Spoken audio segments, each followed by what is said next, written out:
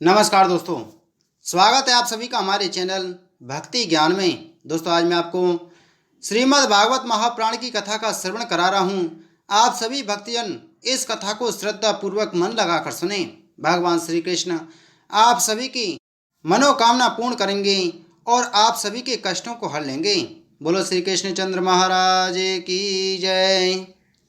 श्री मैत्रेय जी कहते हैं, विदुर जी, स्वयंभू मनु के महारानी शतरूपा के प्रियव्रत और उत्तानपाद इन दो पुत्रों के सिवा 3 कन्याएं भी हुई थीं। वे आकुति, देवहूति और प्रसूति नाम से विख्यात थीं। आकुति का यद्यपि उसके भाई थे, तो भी महारानी शतरूपा की अनुमति से उन्होंने रुचि प्रजापति के साथ पुत्री का धर्म के अनुसार विवाह किया। प्रजापति रुचि भगवान के अनन्य चिंतन के कारण ब्रह्म तेज से संपन्न थे। उन्होंने आकुति के गर्भ से एक पुरुष और स्त्री का जोड़ा उत्पन्न किया। उनमें जो पुरुष था वह साक्षात यज्ञ रूपधारी भगवान विष्णु थे, और जो स्त्री थी वह भगवान से कभी अलग न रहने वाली लक्ष्मी जी की अंश स्वरूपा दक्षिणा थी।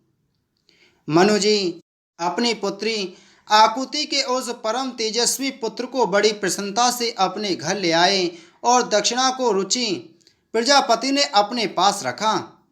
जब दक्षिणा विवाह के योग्य हुई तो उसने यज्ञ भगवान को ही पति रूप में प्राप्त करने की इच्छा की। तब भगवान यज्ञ पुरुष ने उससे विवाह किया। इससे दक्षिणा को बड़ा संतोष हुआ। भगवान ने प्रसन्न होकर उससे 12 पुत्र उत्पन्न किए। उनके नाम हैं तोष, प्रतोष, संतोष, भद्र, शांति, इड़स्पति, इद्म, कवि, विभु, स्वह, सुदेव और रोचन। ये ही स्वयंभुव मनवंतर में तुषित नाम के देवता हुए। उस मनवंतर में मरीच आदि सप्तर्षि थे। भगवान यज्ञ ही देवताओं के अधीश्वर इंद्र थे और महान प्रभावशाली प्रियव्रत एवं उत्तानपाद मनुपुत्र थे। वह मनवंतर उन्हीं दोनों के बेटों, पोतों और दोहित्रों के वंश से छा गया। प्यारे विदुर जी, मनु जी ने अपनी दूसरी कन्या देवहूति कर्मज जी को ब्याही थी। उसके संबंध की प्राय सभी बातें तुम मुझसे सुन चुके हो। भगवान मनु ने अपनी तीसरी कन्या प्रसूति का विवाह ब्रह्मा जी के पुत्र दक्ष प्रजापति से किया था। उसकी विशाल वंश परंपरा तो सारी त्रिलोकी में फैली हुई है। मैं कर्मज जी की 9 कन्याओं का, जो 9 ब्रह्म ऋषियों से ब्याही गई थीं, पहले ही वर्णन कर चुका हूँ। अब उनकी वंश परंपरा का वर्णन करता हूँ, सुनो। मरीचि ऋषि की पत्नी कर्मज जी की बेटी कला से कश्यप और पूर्णिमा नामक 2 पुत्र हुए, जिनके वंश से यह सारा जगत भरा हुआ है। शत्रुतापन विदुर जी, पूर्णिमा के ब्रज और विश्वग नाम के 2 पुत्र तथा देवकुल्या नाम की 1 कन्या हुई। यही दूसरे जन्म में श्री हरि के चरणों के धोवन से देव नदी गंगा के रूप में प्रकट हुई। अत्रि की पत्नी अनुसुईया से दत्तात्रेय, दुर्वासा और चंद्रमा नाम के 3 परम यशस्वी पुत्र हुए। ये क्रमश भगवान विष्णु, शंकर और ब्रह्मा के अंश से उत्पन्न हुए थे। विदुर जी ने पूछा, गुरुजी, कृपया यह बतलाइए कि जगत की उत्पत्ति, स्थिति और अंत करने वाले इन सर्वश्रेष्ठ देवों ने अत्रि मुनि के यहाँ क्या करने की इच्छा से अवतार लिया था। श्री मैत्रेय जी ने कहा, जब ब्रह्मा जी ने ब्रह्मज्ञानियों में श्रेष्ठ महर्षि अत्रि को सृष्टि रचने के लिए आज्ञा दी, तब वे अपनी सहधर्मिणी के सहित तप करने के लिए रक्ष नामक कुल पर्वत पर गए। वहाँ पलाश और अशोक के वृक्षों का एक विशाल वन था। उसके सभी वृक्ष फूलों के गुच्छों से लदे थे तथा उसमें सब ओर निर्विद्या नदी के जल की कल कल ध्वनि गूंजती रहती थी। उस वन में वे मुनि श्रेष्ठ प्राणायाम के द्वारा चित्त को वश में करके 100 वर्ष तक केवल वायु पीकर सर्दी गर्मी आदि द्वंद्वों की कुछ भी परवाह न कर एक ही पैर से खड़े रहे।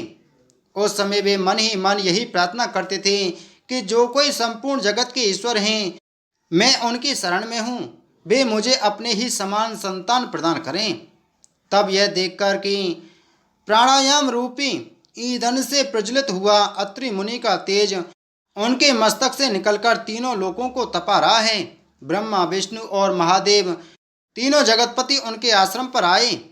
उस समय अप्सरा मुनि गंधर्व सिद्ध विद्याधर और नाग उनका सुयश गा रहे थे। उन तीनों का एक ही साथ प्रादुर्भाव होने से अत्रि मुनि का अंतःकरण प्रकाशित हो उठा। उन्होंने एक पैर से खड़े खड़े ही उन देव देवों को देखा और फिर पृथ्वी पर दंड के समान लेटकर प्रणाम करने के अनंतर अर्ध पुष्पादि पूजन की सामग्री हाथ में ले उनकी पूजा की। वे तीनों अपने अपने वाहन हंस गरुण और बैल पर चढ़े हुए तथा अपने कमंडलु चक्र त्रिशूल आदि चिन्हों से शोभित थे। उनकी आंखों से कृपा की वर्षा हो रही थी।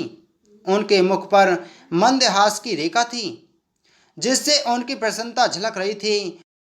उनके तेज से चौधियाकर मुनिवर ने अपनी आंखें मूंद लीं।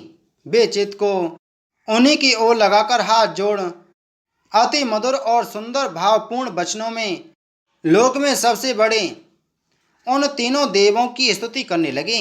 अत्रि मुनि ने कहा, भगवान, प्रत्येक कल्प के आरंभ में जगत की उत्पत्ति स्थिति और लय के लिए जो माया के सप्तादि तीनों गुणों का विवाह करके भिन्न भिन्न शरीर धारण करते हैं, वे ब्रह्मा विष्णु और महादेव आप ही हैं। मैं आपको प्रणाम करता हूँ। कहिए, मैंने जिनको बुलाया था आप में से वे कौन महानुभाव हैं?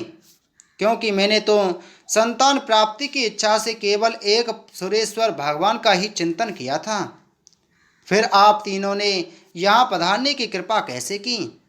आप लोगों तक तो देहधारियों के मन की भी गति नहीं है, इसलिए मुझे बड़ा आश्चर्य हो रहा है। आप लोग कृपा करके मुझे इसका रहस्य बतलाइए। श्री मैत्रेय जी कहते हैं, समर्थ विदुर जी, अत्रि मुनि के वचन सुनकर वे तीनों देव हंसे और उनसे सुमधुर वाणी में कहने लगे। देवताओं ने कहा, ब्रह्मन, तुम सत्य संकल्प हो, अतः तुमने जैसा संकल्प किया था वही होना चाहिए। उससे विपरीत कैसे हो सकता था? तुम जिस जगदीश्वर का ध्यान करते थे वह हम तीनों ही हैं। प्रिय महर्षि, तुम्हारा कल्याण हो। तुम्हारे यहाँ हमारे ही अंश स्वरूप तीन जगत विख्यात पुत्र उत्पन्न होंगे और तुम्हारे सुंदर यश का विस्तार करेंगे। उन्हें इस प्रकार अभीष्ट वर देकर तथा पति पत्नी दोनों से भली भांति पूजित होकर उनके देखते ही देखते वे तीनों सुरेश्वर अपने अपने लोक को चले गए। ब्रह्मा जी के अंश से चंद्रमा, विष्णु के अंश से योगवेत्ता दत्तात्रेय जी और महादेव जी के अंश से दुर्वासा ऋषि अत्रि के पुत्र रूप में प्रकट हुए। अब अंगरा ऋषि की संतानों का वर्णन सुनो। अंगरा की पत्नी श्रद्धा ने सिनी वाली, कुहू, राका और अनुमति इन चार कन्याओं को जन्म दिया। इनके सिवा उनके साक्षात भगवान उतत्य जी और ब्रह्मनिष्ठ बृहस्पति जी ये दो पुत्र भी हुए जो स्वारोचेस मनवंतर में विख्यात हुए।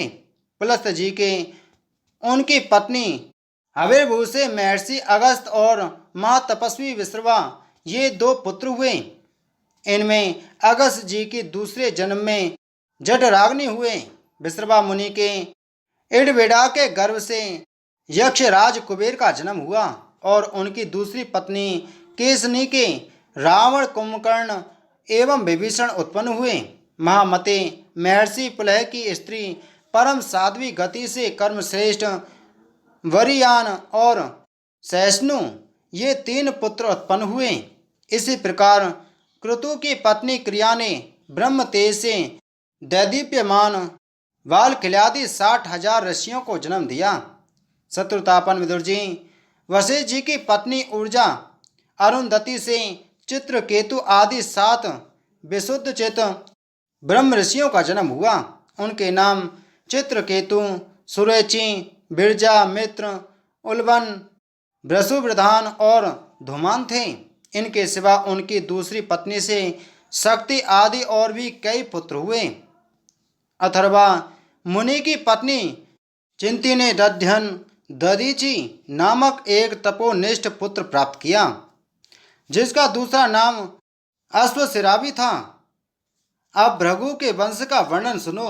महाभाग, भृगु जी ने अपनी भार्या ख्याति से धाता और विधाता नामक पुत्र तथा श्री नाम की एक भगवत परायणा कन्या उत्पन्न की। मेरु ऋषि ने अपनी आयति और नियति नाम की कन्याएं क्रमशः धाता और विधाता को ब्याही। उसने उनके मृकंड और प्राण नामक पुत्र हुए। उनमें से मृकंड के मार्कंडे और प्राण के मुनिवर देवशिरा का जन्म हुआ। भृगु जी के एक कवि नामक पुत्र भी थे। उनके भगवान उष्णा शुक्राचार्य हुए। विदुर जी, इन सब मुनीश्वरों ने भी संतान उत्पन्न करके सृष्टि का विस्तार किया। इस प्रकार मैंने तुम्हें यह कर्मज्ञ के दोहित्रों की संतान का वर्णन सुनाया। जो पुरुष इसे श्रद्धा पूर्वक सुनता है, उसके पापों को यह तत्काल नष्ट कर देता है। ब्रह्मा जी के पुत्र दक्ष प्रजापति ने मनुनंदिनी प्रसूति से विवाह किया। उससे उन्होंने सुंदर नेत्रों वाली 16 कन्याएं उत्पन्न की। भगवान दक्ष ने उनमें से 13 धर्म को, एक अग्नि को, एक समस्त पितृगणों को और एक संसार का संहार करने वाले तथा जन्म मृत्यु से छुड़ाने वाले भगवान शंकर को दी। श्रद्धा, मैत्री, दया, शांति, तुष्टि, पुष्टि, क्रिया, उन्नति, बुद्धि, मेघा, तितिक्षा ही और मूर्ति, ये धर्म की पत्नियां हैं। इनमें से श्रद्धा ने शुभ, मैत्री ने प्रसाद, दया ने अभय, शांति ने सुख, तुष्टि ने मोद और पुष्टि ने अहंकार को जन्म दिया। क्रिया ने योग, उन्नति ने दर्प, बुद्धि ने अर्थ, मेघा ने स्मृति, तितिक्षा ने क्षेम और ही लज्जा ने प्रशय, विनय नामक पुत्र उत्पन्न किया। समस्त गुणों की खान मूर्ति देवी ने नर नारायण ऋषियों को जन्म दिया। इनका जन्म होने पर इस संपूर्ण विश्व ने आनंदित होकर प्रसन्नता प्रकट की। उस समय लोगों के मन, दिशाएं, वायु, नदी और पर्वत सभी में प्रसन्नता छा गई। आकाश में मांगलिक बाजे बजने लगे। देवता लोग फूलों की वर्षा करने लगे। मुनि प्रसन्न होकर स्तुति करने लगे। गंधर्व और किन्नर गाने लगे। अप्सराएं नाचने लगीं। इस प्रकार उस समय बड़ा ही आनंद मंगल हुआ तथा ब्रह्मादि समस्त देवता स्तोत्रों द्वारा भगवान की स्तुति करने लगे।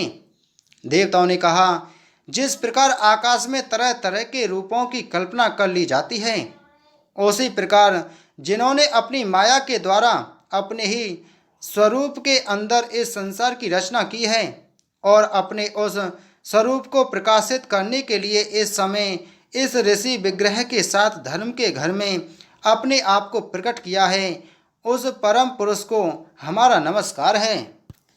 जिनके तत्व का शास्त्र के आधार पर हम लोग केवल अनुमान ही करते हैं, प्रत्यक्ष नहीं कर पाते, उन्हीं भगवान ने देवताओं को संसार की मर्यादा में किसी प्रकार की गड़बड़ी न हो इसलिए सत्व गुण से उत्पन्न किया है। अब वे अपने करुणामय नेत्रों से जो समस्त शोभा और सौंदर्य के निवास स्थान निर्मल दिव्य कमल को भी नीचा दिखाने वाले हैं, हमारी ओर निहारें। प्यारे विदुर जी, प्रभु का साक्षात दर्शन पाकर देवताओं ने उनकी इस प्रकार स्तुति और पूजा की। तदंतर भगवान नर नारायण दोनों गंधमादन पर्वत पर चले गए। भगवान श्री हरि के अंशभूत वे नर नारायण ही इस समय पृथ्वी का भार उतारने के लिए यदुकुल भूषण श्री कृष्ण और उन्हीं के शरीर के श्याम वर्ण कुरुकुल तिलक अर्जुन के रूप में अवतीर्ण हुए हैं। अग्निदेव की पत्नी स्वाहा ने अग्नि के ही अभिमानी पावक, पवमान और रुचि ये 3 पुत्र उत्पन्न किए। ये तीनों ही हवन किए हुए पदार्थों का भक्षण करने वाले हैं। इन्हीं तीनों से 45 प्रकार के अग्नि और उत्पन्न हुए। यही अपने 3 पिता और 1 पितामह को साथ लेकर 49 अग्नि कहलाए। वेदज्ञ ब्राह्मण वैदिक यज्ञ कर्म में जिन 49 अग्नियों के नामों से आग्नेयी स्तुतियाँ करते हैं, वे ये ही हैं। अग्निष्ठात बर्हिषद सोमप और आजप्य ये पितर हैं। इनके सागरिक भी हैं और निर्ग्रिक भी हैं। इन सब पितरों की पत्नी दक्ष कुमारी सुधा हैं। इन पितरों से सुधा के धारणी और वयुना नाम की दो कन्याएं हुईं। वे दोनों ही ज्ञान विज्ञान में पारंगत और ब्रह्म ज्ञान का उपदेश करने वाली हुईं। महादेव जी की पत्नी सती थीं। वे सब प्रकार से अपने पति देव की सेवा में संलग्न रहने वाली थीं, किंतु उनके अपने गुण और शील के अनुरूप कोई पुत्र नहीं हुआ, क्योंकि सती के पिता दक्ष ने बिना ही किसी अपराध के भगवान शिव जी के प्रतिकूल आचरण किया था। इसलिए सती ने युवावस्था में ही क्रोधवश योग के द्वारा स्वयं ही अपने शरीर का त्याग कर दिया था। बोलो श्रीमद् भागवत महापुराण की जय। बोलो श्री कृष्णचंद्र महाराज की जय।